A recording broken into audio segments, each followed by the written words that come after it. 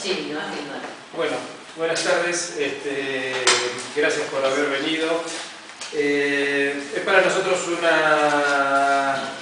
una noche muy especial. Queremos agradecer especialmente a Carmen Posadas que haya aceptado esta invitación para hacer un diálogo con María Ángeles Fernández acerca de en realidad su proceso creativo y el proceso creativo no solo de ella sino en general, qué visiones tienen, cuál es su forma de trabajo, y luego hablar un poco también de su obra, que bueno, tendrá muchas cosas para decir. Así que solamente agradecerles vuestra presencia y esperamos que sea del agrado de todos. Muchas gracias. Bueno, yo tengo que darte la bienvenida, Carmen, una vez más. No es la primera vez que estamos en este ámbito, pero siempre es un placer renovado estar contigo. Y bueno, también celebrar que en el contexto de este espacio tan agradable para todos nosotros, que nos dedicamos a fustigar al resto con la literatura, ¿no? Que esté tu testimonio, digamos, creativo en una vitrina que tenemos allí del pequeño Museo del Escritor. Hay dos objetos y un escrito, ¿no? Cuéntanos un poco eso.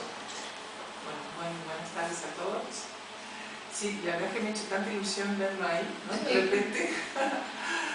Es una idea que ellos han tenido de organizar un museo del escritor y entonces pedir objetos personales. Y yo digo, a ver, ¿qué le doy de objeto personal? Porque además yo soy un desastre, no guardo nada. O sea, si alguien alguna vez quiere reconstruir mi vida, que supongo que no, pero si alguien quiere reconstruirla, se lo he puesto muy, muy difícil. Yo tengo amigos escritores que van a su casa y tienen todos sus manuscritos ordenados perfectamente, todos subrayados, es una cosa extraordinaria, las cartas clasificadas, el bolígrafo con el que firmó su primer contrato, la foto que se hizo con yo que sé quién, con el premio Nobel, todo. Yo no tengo nada, es patético.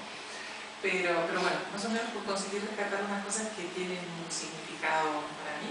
Son tres las que están ahí en la vitrina. Hay una Barbie, hay un huevo de especie de huevo Fabergé falso y hay un manuscrito. Entonces voy a empezar por lo más personal de todo, que es el manuscrito de un cuento que se llama Donde duermen las estrellas. Yo durante mucho tiempo me dediqué a la literatura infantil y empecé mi carrera por ahí, y Donde duermen las estrellas es uno de los primeros cuentos que yo escribí, que por suerte lo pude rescatar de un cajón, así que estoy contenta de que esté.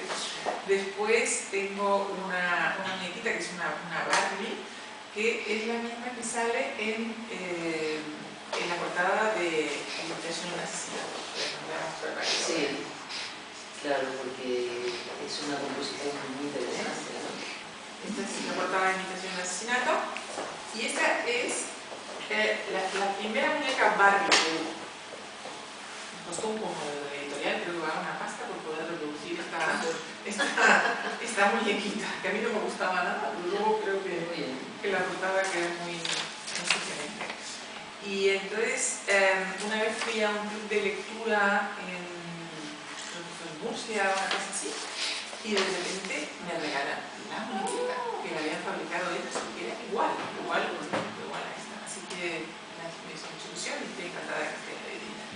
Y el tercer objeto es un huevo de Fabergé falso, como digo, que compré cuando fui con mis hijas a San Petersburgo para documentarme, para escribir tesis de física.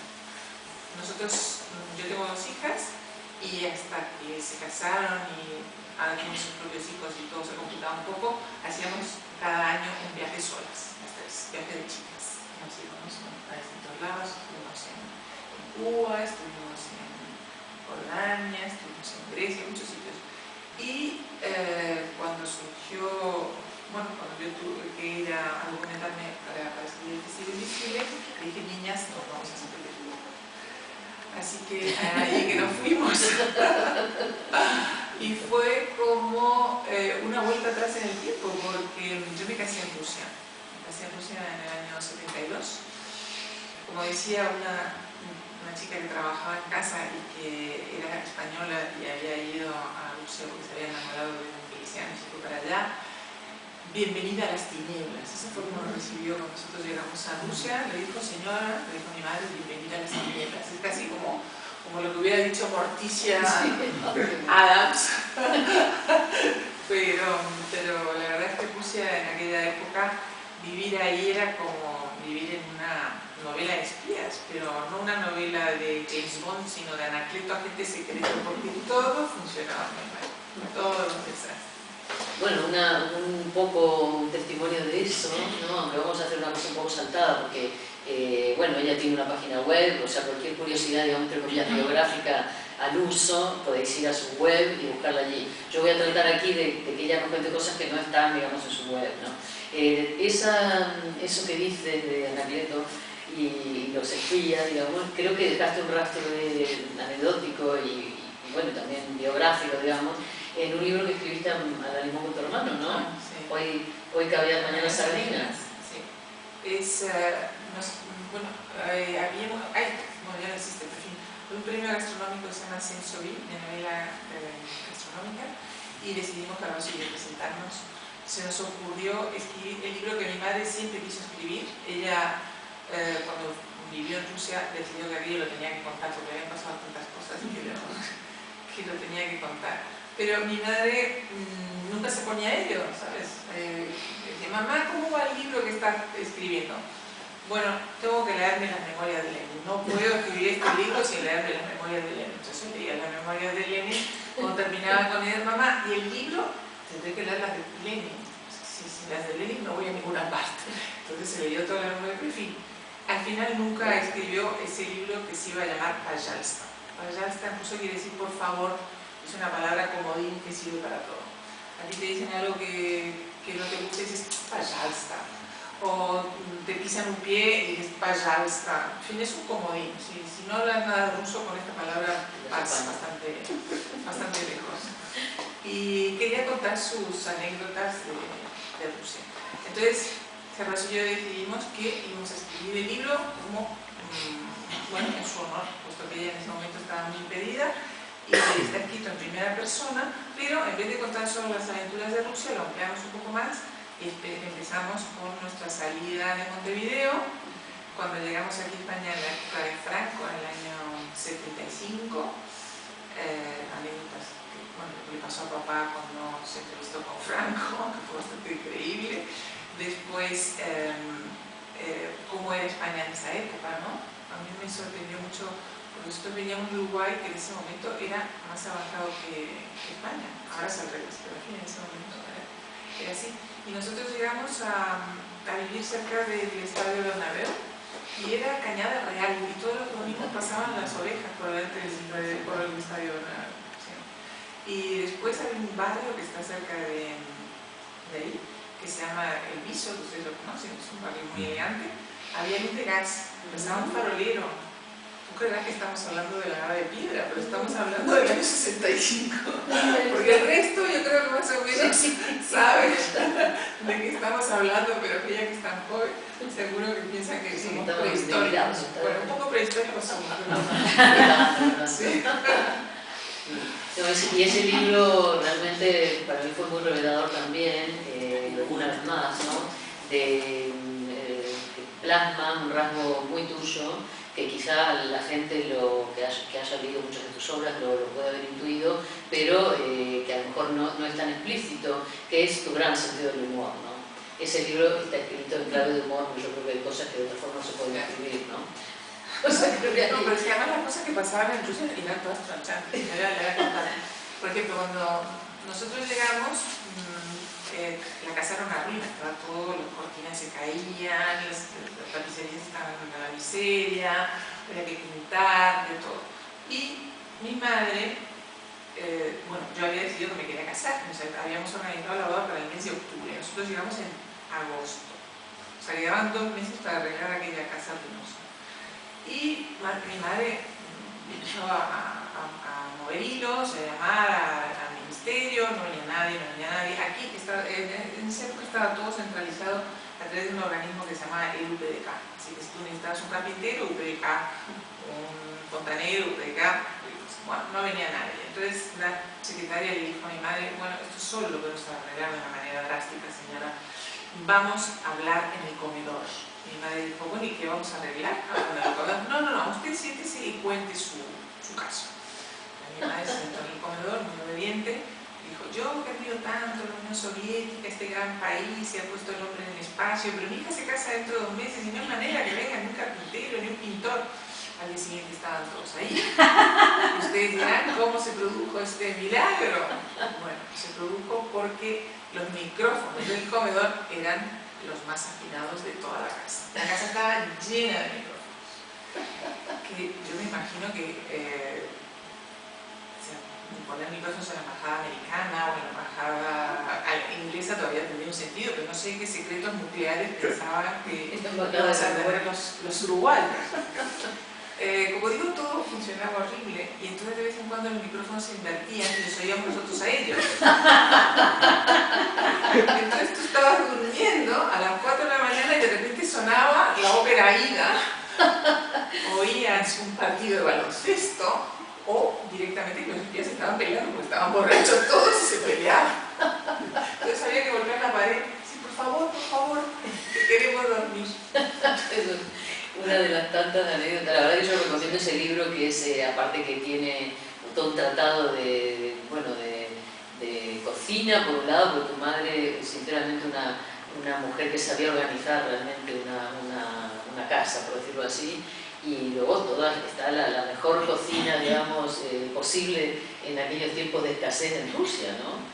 Me llamó muchísimo la atención aquella langosta que no era langosta, ¿no? O sea, toda una cantidad de subterfugios para que el país quedara bien, digamos, y... Claro, pero no era tanto porque en Rusia hubiera escasez, que en efecto era una escasez terrible, no había nada, sino que en general el presupuesto de la embajada del Uruguay era un cortito, entonces mi madre se dedicaba a hacer milagros.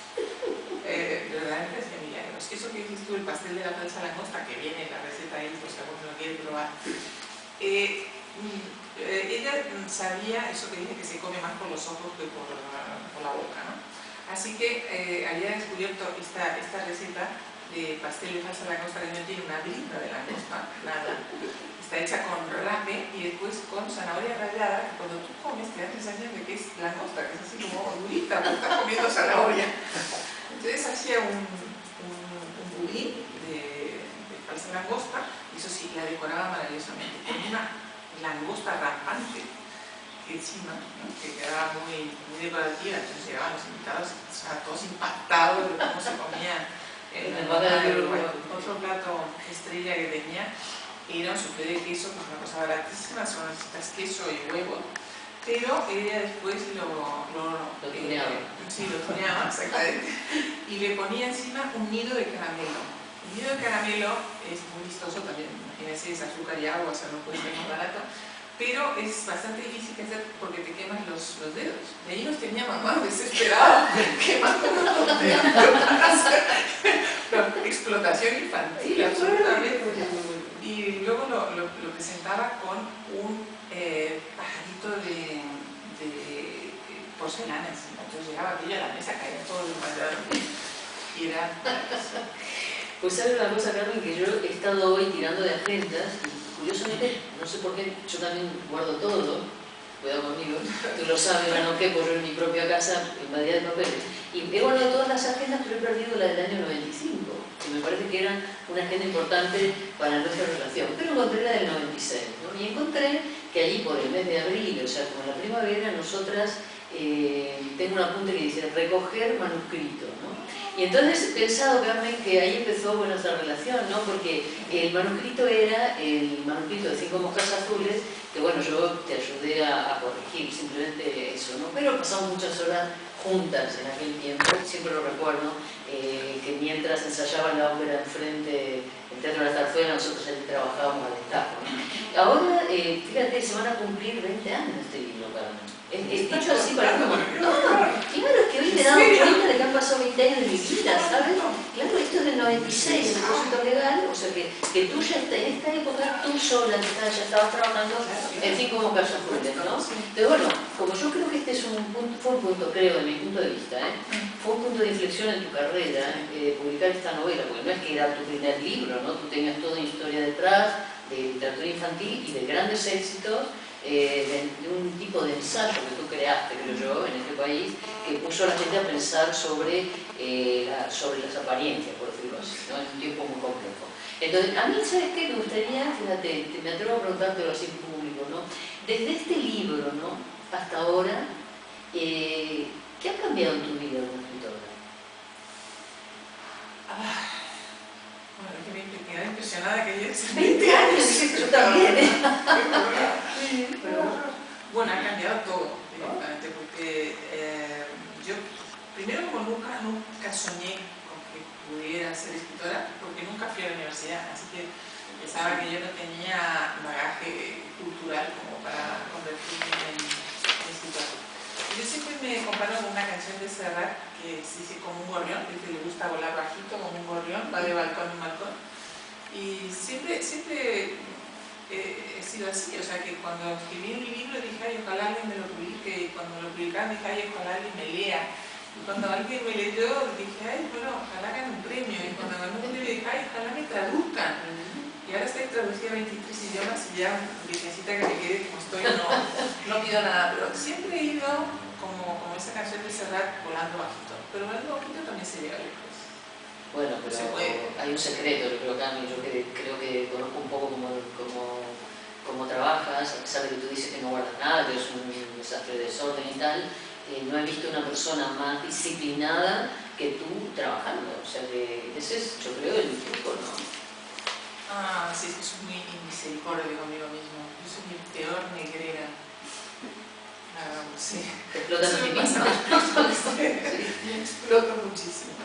Pero porque yo le debo más a mis defectos que a mis virtudes. Siempre todo le debo más a mis defectos que a mis virtudes. Por ejemplo, yo era una niña extraordinariamente tímida, de esas que se tiran encima la Coca-Cola cuando alguien le habla o que tartamudean, ¿no?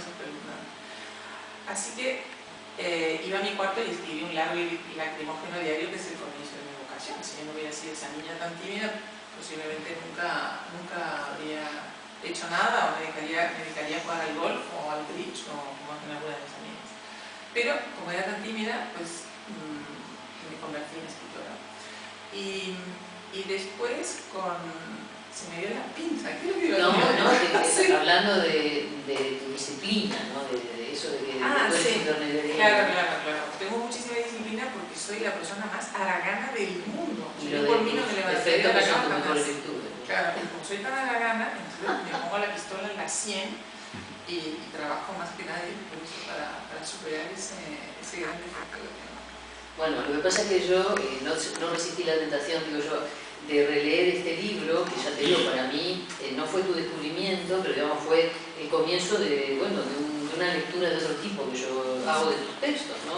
Y entonces, este libro, yo creo que siempre lo has dicho, pero yo por eso, pasados 20 años te diría, ¿no? ¿Cuánto te reconoces a que, por ejemplo, que tú siempre dijiste que para ti el personaje principal de esta novela, que se llama Rafael Molinet, era una especie de alter ego tuyo, ¿no? Entonces, miren lo que dice de Rafael Molinet. Por otro lado, no se consideraba ni español como su madre, ni rioplatense como su padre, tampoco de ninguna otra parte, inconveniente de haber vivido aquí y allá. Y por eso hablaba castellano con el despego de los apátridas, aquellos que al haber aprendido diversos idiomas, picotean en todo robando frases, adaptando otras hasta inventar un esperanto propio, tanto más rico como forma de expresión, se conformaba pensando, porque de todas maneras el dominio de una lengua, si se vive lejos, es causa perdida. Los idiomas, como las ciudades, maldita sea, tenían la dudosa virtud de cambiar espectacularmente en poco tiempo. Sí, eso me reconozco bastante ahí. ¿A que sí? ¿Verdad que sí?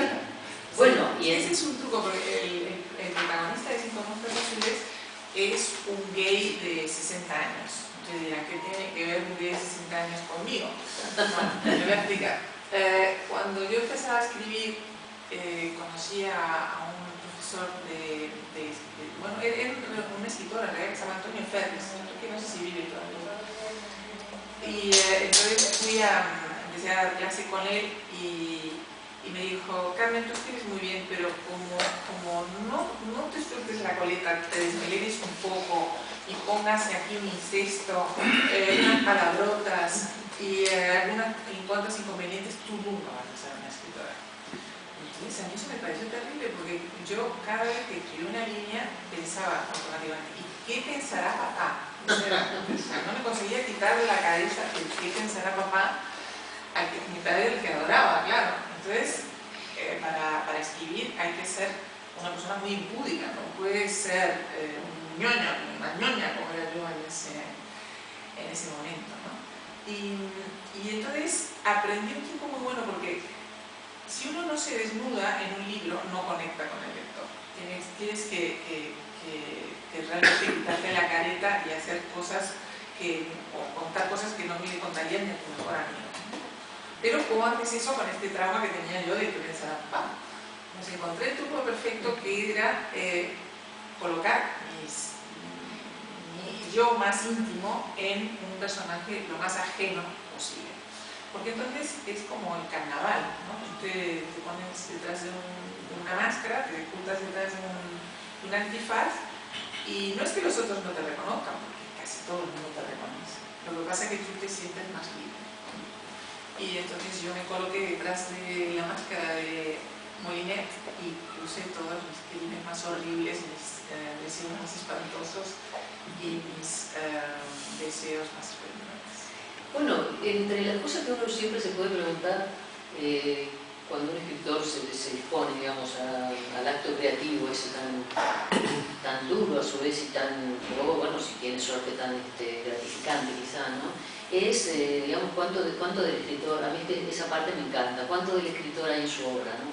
Y por otro lado también, dadas las circunstancias de cada uno piensa si es verdad que la literatura sirve, bueno, por un lado para exorcizar eso que tú decías, ¿no? Los fantasmas, o para vengarse, o para hacer ajustes de cuentas, o para buscar, digamos, algo que no está dentro de ti, ¿no? Bueno, yo me he ahorrado muchísimo dinero en psicoanálisis, sí, muchísimo dinero en psicoanálisis siendo escritora. Eso para empezar.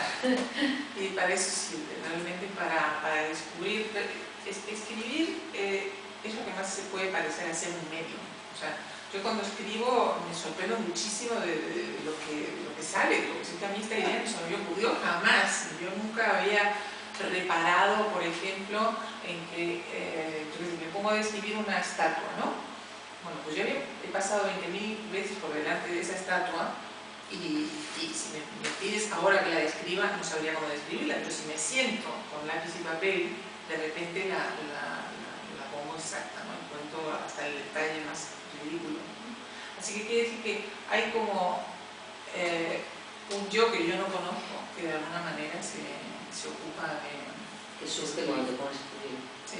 Pero, ¿tú estás más con la idea de que los personajes hacen lo que quieren o estás con la idea de Nabokov de que son galeotes y que eres el que o sea, que el autor los tiene sujetos, ¿no? ¿Cómo es este proceso? Hombre, idealmente debería ser galeotes y hacer lo que uno quiere, pero a mí se me escapan todo el tiempo. Por ejemplo, cuando estaba escribiendo el libro de Invitación al Asesinato, llevaba más de la mitad del libro y tenía otro asesino, que no es el asesino que sale en este libro, que era otro que no te voy a contar cuál, y me di cuenta que iba a la catástrofe.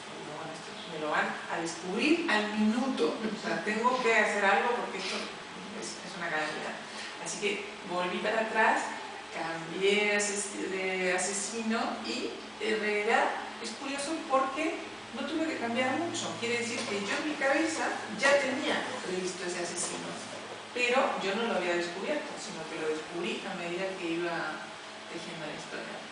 Fantástico. Eso, yo creo que eso, bueno, un poco no vamos a decir que uno no nace en un repollo, ¿no? O sea, tú tienes una extensísima cultura, eso que tú dices de no haber pasado por la universidad, yo lo celebro, te lo digo honestamente, porque creo que tienes una frescura, como tuvo Dickens, o como tuvo Borges, o como tuvo Cortázar, que tampoco pasaron por la universidad. No, Borges fue a un colegio secundario en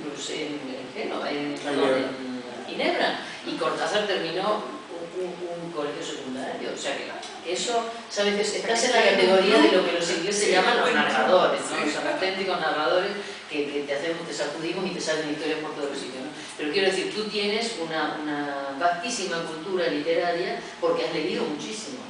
Y has leído de la mejor forma que se puede leer, ¿no? Que es acompañada por tu papá. ¿No? Sí, sí, eso yo.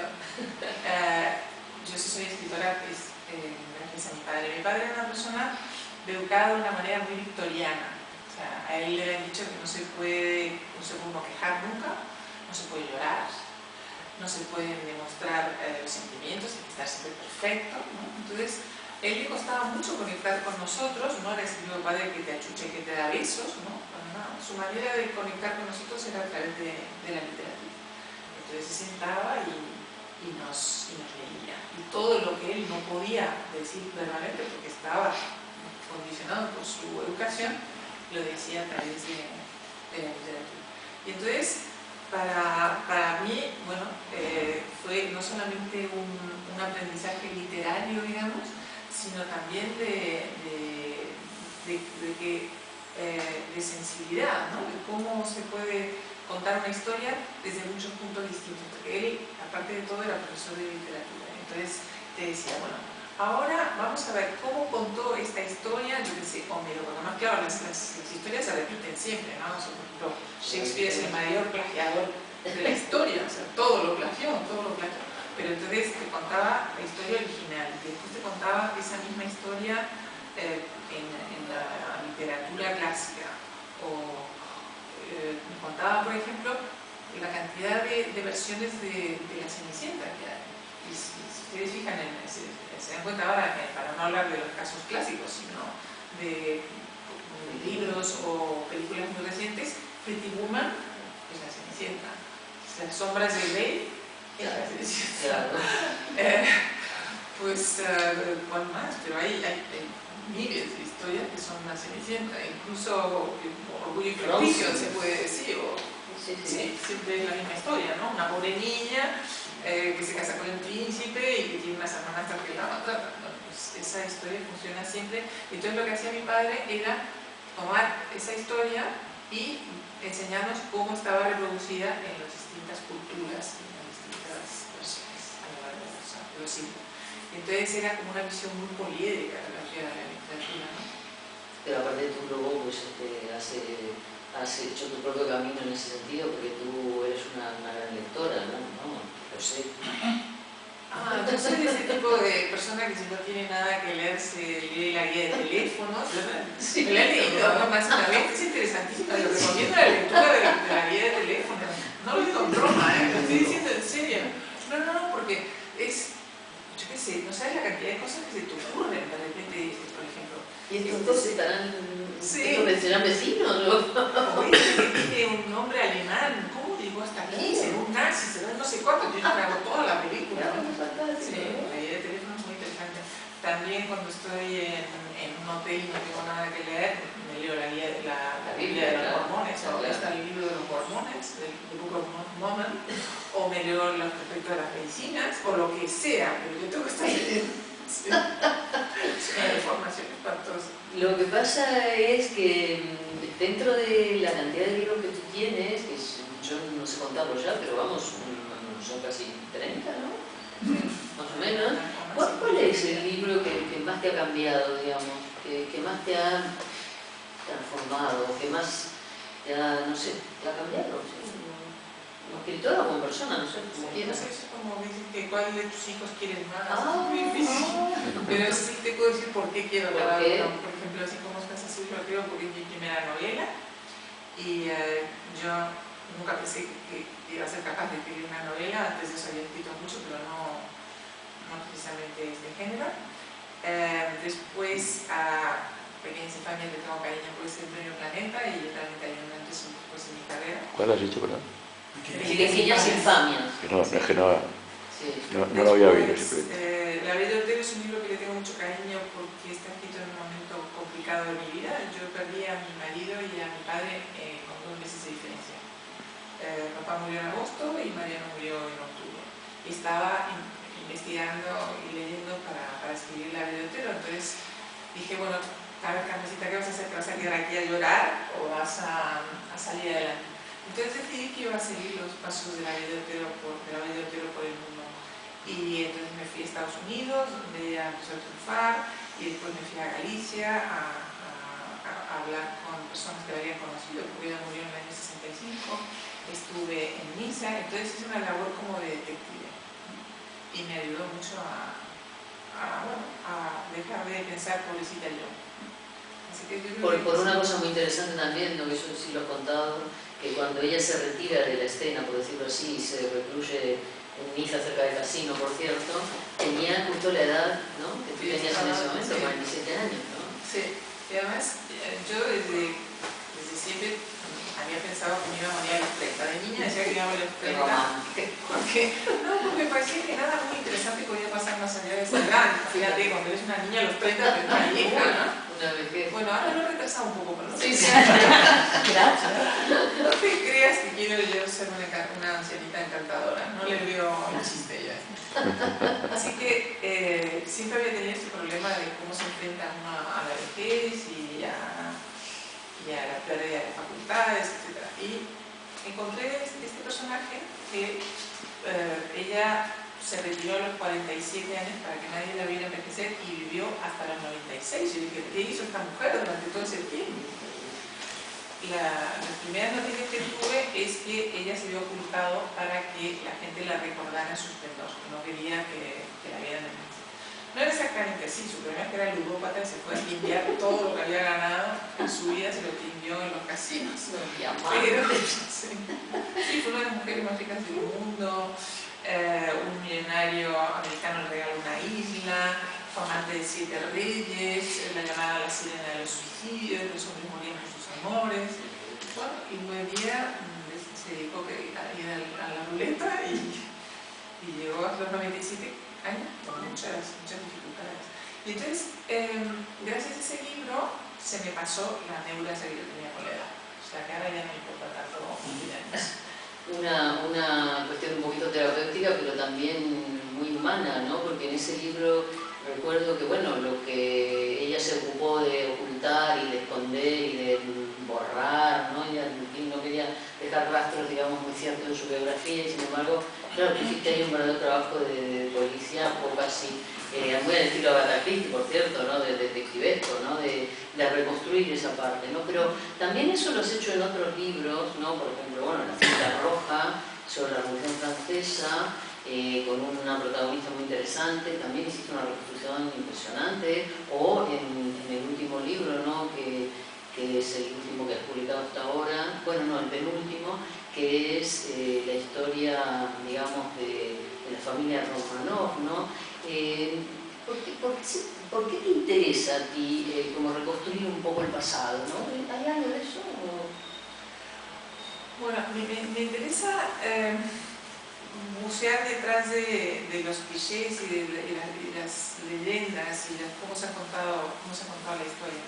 Por ejemplo, la muerte de los Romanov, yo creo que junto con los crímenes de Jack el Destripador y el hundimiento del Titanic son como las 3 historias que más ríos de tinta han hecho correr en el siglo XX. Hay millones yo qué sé, hay millones, pero en fin, miles de libros y de leyendas y de cuentos. Entonces, cuando hay tanto material sobre un suceso, se olvida qué es lo que pasó en realidad. Entonces yo quería reconstruir la verdadera historia, sobre todo la historia de las chicas, de las niñas, ¿no? El zar y su mujer tenían 4 hijas guapísimas y un chico con hemofilia, ¿no? Y entonces estas niñas espectaculares y maravillosas tuvieron una vida tristísima, pero sin embargo por otro lado con una gran dignidad. Entonces a mí me interesó buscar ese lado, ¿no? No el lado romántico, no el lado novela rosa, sino la verdadera historia. Sí, bueno, el testigo invisible, ¿no? Es precisamente el desolinador, ¿no? Alguien que puede tener, digamos, como es invisible, es un sirviente invisible, ¿no? Que tú lo sitúas precisamente en el otro lado del Atlántico, ¿no? O sea, es un homenaje a Uruguay. Bueno, tengo que contar que protagonista de esta novela existió realmente, se llamaba Leonid Tsenev, y fue un pinche de cocina que el mismo día que iban a asesinar a toda la familia, el verdugo lo llamó y lo despidió como una excusa. Yo creo que había dicho, bueno, voy a matar a tanta gente que este pobre desgraciado le vamos a perdonar la vida. Y se sabe poco de él, se sabe que escribió unas memorias que lamentablemente se han perdido, sería muy interesante qué es lo que contó. Después hay dos versiones. Bueno, se sabe después que se unió al Ejército Blanco para luchar contra los bolcheviques, y después hay dos versiones. Hay quien dice que murió en las purgas de Stalin y hay otros que dicen que se fue a Sudamérica. Entonces yo tomo esta segunda posibilidad y me lo llevo a Uruguay. Ustedes dirán que hace un curso en Uruguay. Bueno, es la única licencia que me he tomado en mi libro, porque todo lo que él cuenta sucedió. Él posiblemente no estaba adelante, pero está documentado a través de cartas, a través de testimonios reales, ¿no? O sea, que yo solamente me tomo la licencia de decir que estaba este niño porque como en el Palacio de Livadia y en el Palacio de Alexander estaba llena de esas estufas maravillosas, no sé si las han visto ustedes, en las grandes estufas que hay que calientan las habitaciones. Para limpiar esas estufas contrataban a niños que se metían por los conductos, tenían que ser niños muy pequeños, y este chico empezó como desayunador. Entonces, claro, se metía por todos los conductos, podía mirar y espiar qué es lo que estaba pasando abajo. Entonces, lo que él cuenta sucedió realmente, posiblemente Leonid Tsenev no lo vio, pero a mí me parece un punto de vista interesante. Cuando uno escribe una novela desde el punto de vista de un niño, tiene muchas ventajas. Tiene una ventaja de ternura, de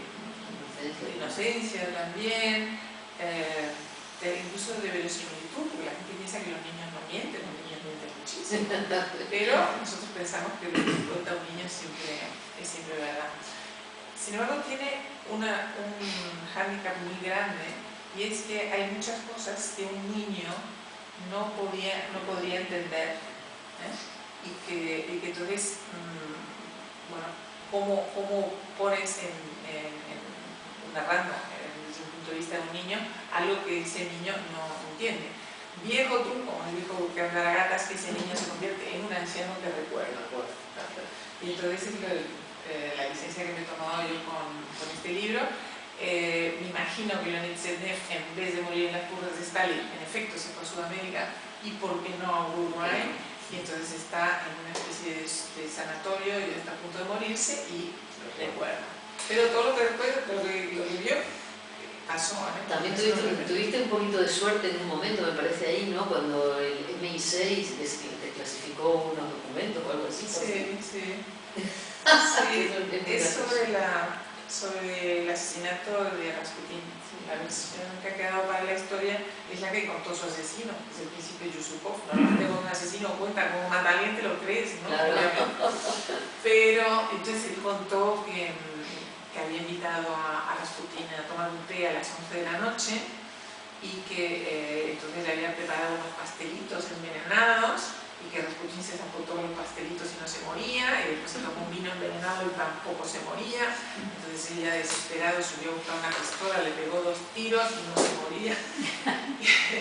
Y después lo envolvió en una alfombra para tirarlo al río, pero cuando fue a buscar a otros amigos para que lo ayudaran a cargar el fardo, Rasputin corría por la nieve y se escapaba, con lo cual le tuvieron que pegar otros 2 tiros más, y al final lo tiraron a la nieve y murió ahogado. Esa es la versión que contó Yusupov. Ahora se sabe que no fue exactamente así, porque se han desclasificado papeles del MI5, que son los servicios secretos ingleses, y ahí se cuenta que el MI5 intervino en el asesinato de Rasputin. Ustedes dirán, ¿por qué? Bueno, porque estamos en plena Primera Guerra Mundial, y entonces Inglaterra y Rusia estaban en el mismo bando contra los alemanes, ¿no? Rusia estaba perdiendo la guerra. Ayer ha sido una carnicería terrorífica. 15 millones de rusos murieron en esa contienda, una cosa terrible. Y esto hacía que el zar fuera muy impopular. Rasputin, que era un hombre muy elemental pero muy inteligente, estaba completamente en contra de de que los rusos estuvieran en esta contienda, y todo el tiempo le decía al zar que se saliera de esa guerra. Él tenía mucho ascendente sobre la zarina y tenía también mucho ascendente sobre el zar, pero no sobre ese tema. Sobre ese tema el zar nunca le hizo caso. Sin embargo, la gente pensaba que en efecto, en cualquier momento Rasputín iba a convencer al zar de que se saliera de la guerra, y los ingleses no querían eso de ninguna manera, porque imagínense que todas las tropas que estaban luchando contra los rusos se iban a liberar y esos se iban a volver sobre el frente francés y los aliados iban a perder la guerra. O sea que era importantísimo que Rusia siguiera ahí. Entonces, los servicios secretos británicos, que se crean justamente en esa época, cuyo lema era, literalmente, defender los intereses de Gran Bretaña por cualquier medio, incluido el asesinato, por eso lo que dice mandaron ahí a sus espías y empezaron a ver que había muchas conjuras para matar a Rasputín.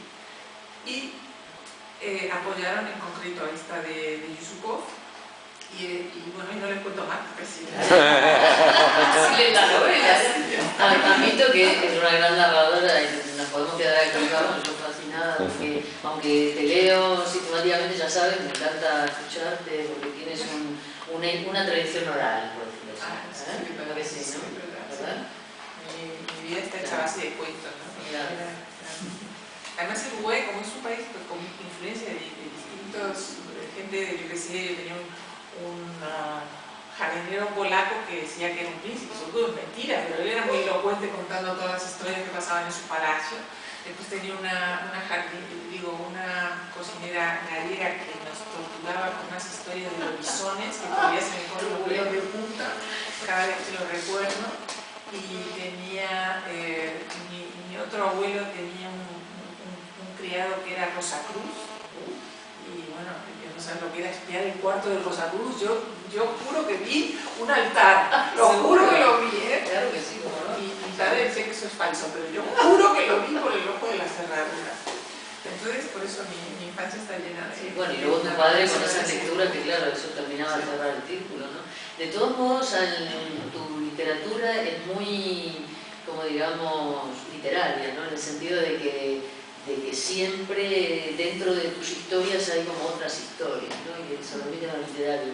Pero por sobre todo yo te voy a hacer una pregunta, espero que no te parezca inadecuada, en el sentido de que a mí, y bueno, estamos en el mes de marzo, que había tantas celebraciones sobre lo de la mujer y tal, y nosotros habíamos pensado que esto podría ser algo de eso, y yo pensé que luego que no es necesario, porque a pesar de que tú siempre dices que no eres feminista al uso, y yo tampoco, creo que somos en el fondo más feministas que nadie, ¿no? Porque esto de trabajar con una ruta, codo a codo, ¿sabes? Estar ahí al pie del cañón. Pero lo que sí me interesa digamos, de un empeño que yo creo que tienes hace mucho, es, digamos, desenmascarar todo lo que está como políticamente correcto. ¿Por qué no nos cuentas un poco a qué se refiere esto, Carmen? Sí, lo políticamente correcto va a conseguir que nadie diga lo que piensa. Porque al final todo el mundo está como tentándose la ropa. Claro, no vamos a hablar mal de las mujeres, no piensan que somos machistas. ¿Y cómo vamos a hablar mal de los animales? Hay que adorar a los animales. Mira, a lo mejor a mí no me gustan, yo qué sé, me gustan más los gatos que los perros, pero no lo puedo decir porque queda horrible, ¿no? Y eso con todo, o los niños, hay que adorar a los niños son muy pesados y les gustan solo a sus papás, lo sabemos todos, pero no se pueden decir estas cosas. Entonces yo, como escribo en el XL semanal, todas las semanas me dedico a esta santa cruzada que es luchar contra esta censura que nos hemos impuesto, ¿no? Que nos hemos autoimpuesto, no sé por qué. Pero entre las peores, ¿cuál crees que están? Digamos, de las peores autocensuras que tenemos para no hablar, digamos, a calzón quitado, ¿no? De las cosas que hay que hablar, que creo que son tiempos como para hablar de verdad de los problemas que tenemos. Bueno, no, pero ya he mencionado unas cuantas, no quiero ser muy políticamente incorrecta, no sé si ustedes me quieren tomar. Pero no te quedas digamos, con ganas de decir nada, o sea, últimamente, ¿en qué estás trabajando? No, bueno, yo qué sé, por ejemplo, escribí hace poco un artículo que se llama Que viva las malas madres. Entonces, es contando, por ejemplo, ejemplo, cómo es el ser madre en la generación de mis hijas. Yo tengo 2 hijas, las 2 están casadas y tienen niños, ¿no? Bueno, pues ayer estaba en casa de mi hija, esto es un ejemplo nada más, estaba en casa de mi hija y entonces le habían mandado al niño pequeño que tiene 4 años que hiciera una cara con una sonrisa.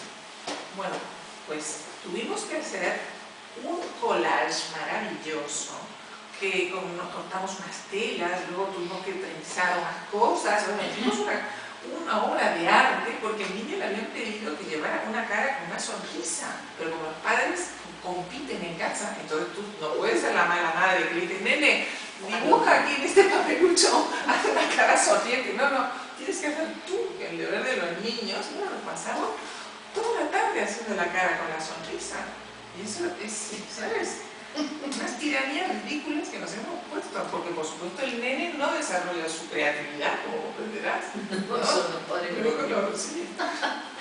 Porque últimamente estabas trabajando en una novela que has dicho que has tenido que dejarla. ¿Qué te pasó? Me metas el dedo en el ojo. No sé, cada mi amiga querida, perdona, pero es que me parece que has sido muy honesto de tu parte. Nadie cuenta estas cosas, Sí. ¿no? Has sido muy honesto de tu No, ha parte sido un contarlo. trauma, pero en fin, yo creo que, lo digo pues si alguno de ustedes quiere ser escritor, hay que ser muy misericordia con uno mismo, ¿no? A lo mejor para mí lo más fácil hubiera sido terminar esa novela e intentar defenderla como pueda y quién sabe, a lo mejor tiene éxito y le va bien, pero a mí me chirreaba por todos lados. Normalmente cuando un libro no funciona no se nota ni con la cabeza, ni se nota con el corazón, se nota con las tripas. Es una cosa rarísima. Tú te sientas ahí y es como si estuvieras un entuerto horroroso que aquello no funciona. Y entonces, bueno, me parecía más honesto decir, vamos a dejarlo y escribir otra cosa. De momento estoy con un bloqueo espantoso, así que... Bueno, pero te dedicas a venir a sitios como este, a ir a los talleres, a los clubes de lectura, ¿no? Sí. Hay muchas experiencias nuevas por ahí. ¿Cómo te llevas tú con las nuevas tecnologías, Carmen, en cuanto a escritor, digo? Bueno, no, soy un poco desastre, no estudiar todas las posibilidades del mundo, ¿no? A mí me encanta ver que hoy día las nuevas tecnologías dan posibilidades a los escritores noveles que cuelgan sus novelas en la red y que empiezan a tener descargas, no sé, sin ir más lejos, Las sombras de Grey, que desde luego no es mi libro favorito, pero es un ejemplo de cómo alguien que va colgando una especie de blog, ¿sí? No sé si saben cómo empezó Las sombras de Grey.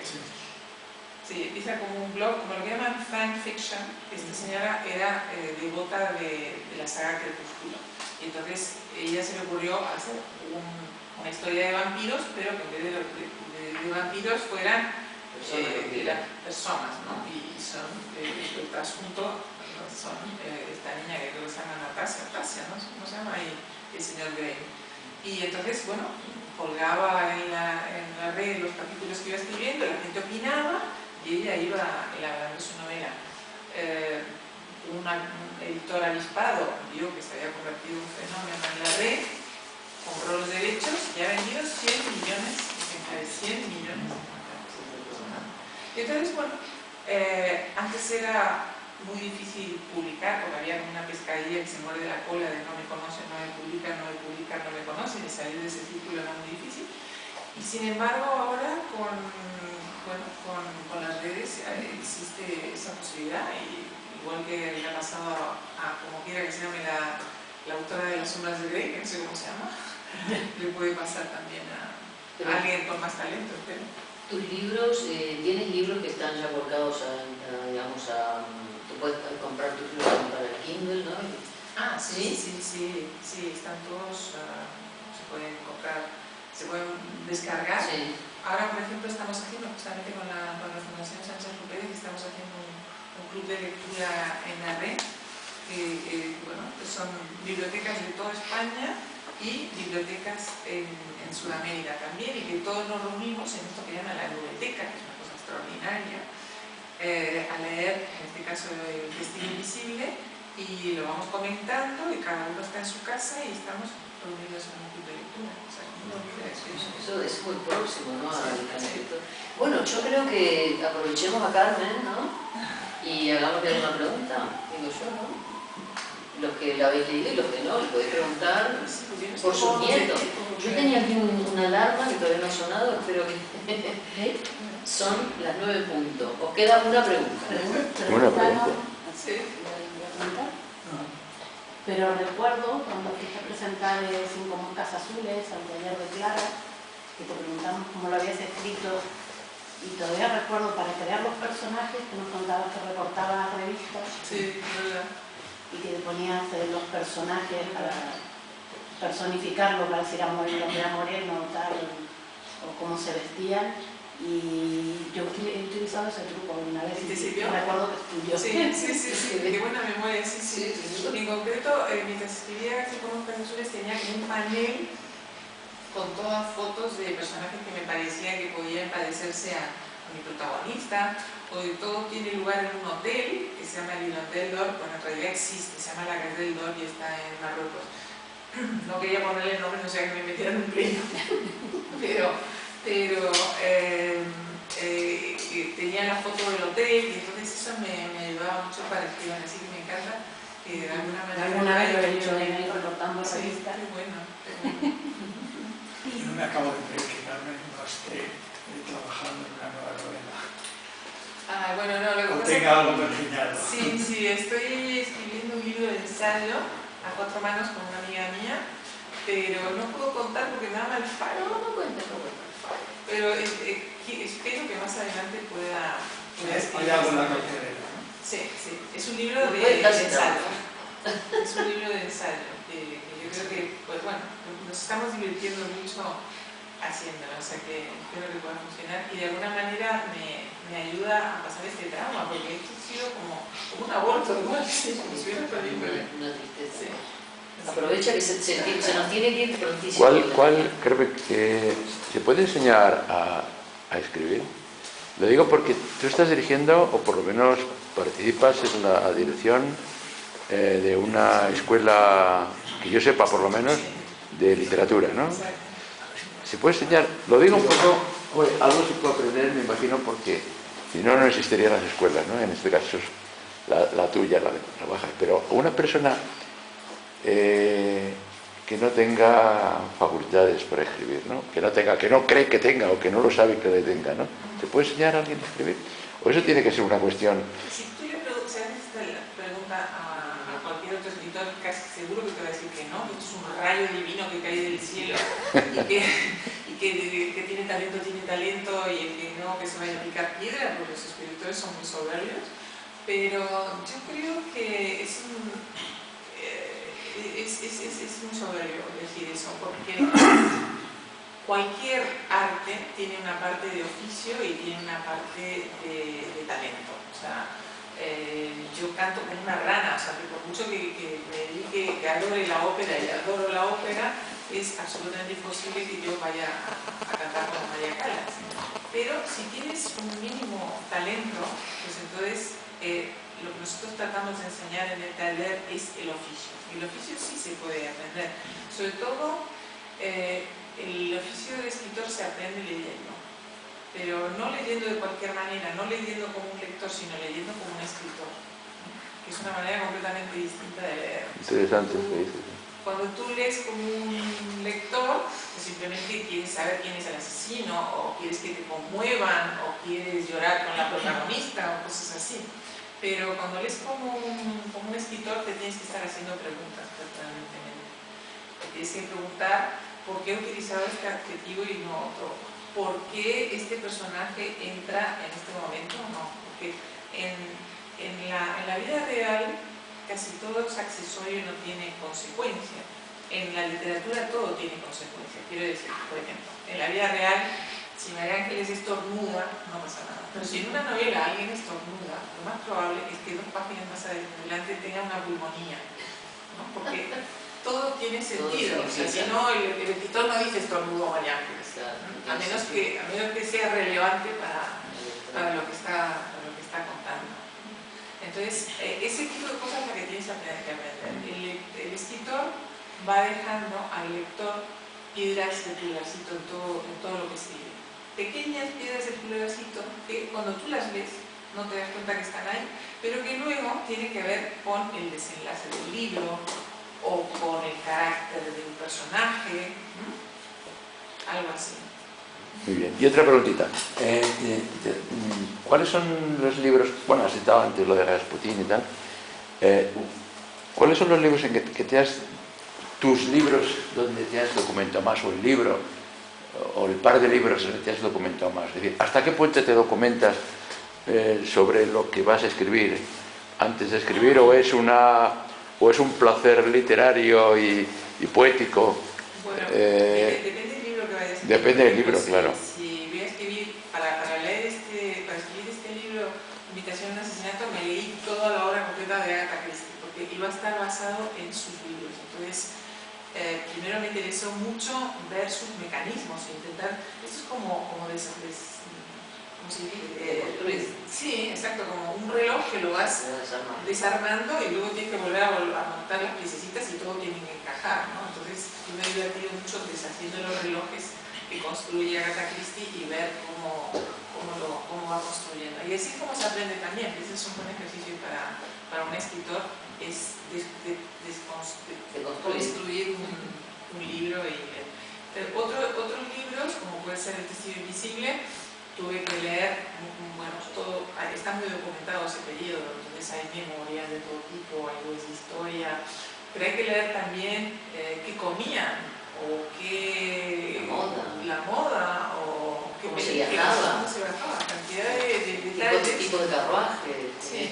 Y cuando te documentas para escribir una novela histórica, hay que aprender muchísimo y luego hay que desaprender. Es casi tan importante aprender como desaprender. Entonces, para que suene natural. Claro, porque si no, corres peligro de aburrir al lector con un montón de datos y fechas y batallas.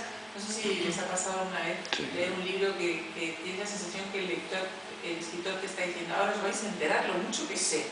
Casi te tumba de aburrimiento con unos datos que no aportan nada y que son pesadísimos, porque claro, como él se ha tomado la molestia de documentarse, te los tiene que colocar con calzador y como sea. Un tiempo de estudio. Sí. Haces la pregunta y perdona. Sí, perdona. Sí, bueno, cuando has dicho que escribes con tu hermana a veces y ahora vas a escribir con otra amiga, No te he oído. que vas a escribir otro libro con alguien, ¿no? ¿No supone ningún conflicto entre lo que quieres hacer y lo que la otra persona quiere, el término medio? Pues mira, primero que tienes que escribir con alguien que te lleves muy bien, porque si no te tiran las cosas a la cabeza y aquello acaba fatal, acaba con la amistad y acaba con todo, ¿no? Así que es importante, por ejemplo, yo he escrito libros con distintas personas. He escrito libros con mi hija, muy fácil porque ella es médico y nosotros teníamos una columna en el ABC. Ella como digo, es médico y entonces hacíamos el diario del hipocondríaco. Yo era el hipocondríaco porque todas las semanas tenía una enfermedad mortal y ella era el médico que decía, no, mire, no necesita inmunar, no se preocupe, que no se va a morir de esto, etc. En ese caso era muy fácil porque ella era el médico y yo era la paciente, ¿no? Después, el libro que escribí en medias con mi hermano Carvalho, lo que hicimos fue impostar la voz de mi madre. Y como tenemos las dos somos la misma madre, pues era muy fácil meternos en la piel de nuestra madre.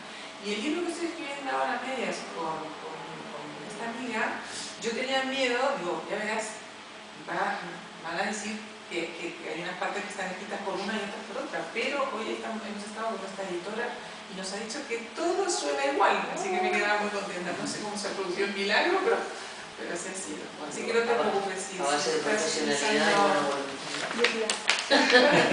Sí. Bueno, lo dejamos aquí lamentándolo mucho porque Carmen se tiene que marchar, creo que ya, pero da tiempo a que firme un libro, ¿no? Sí. Bueno.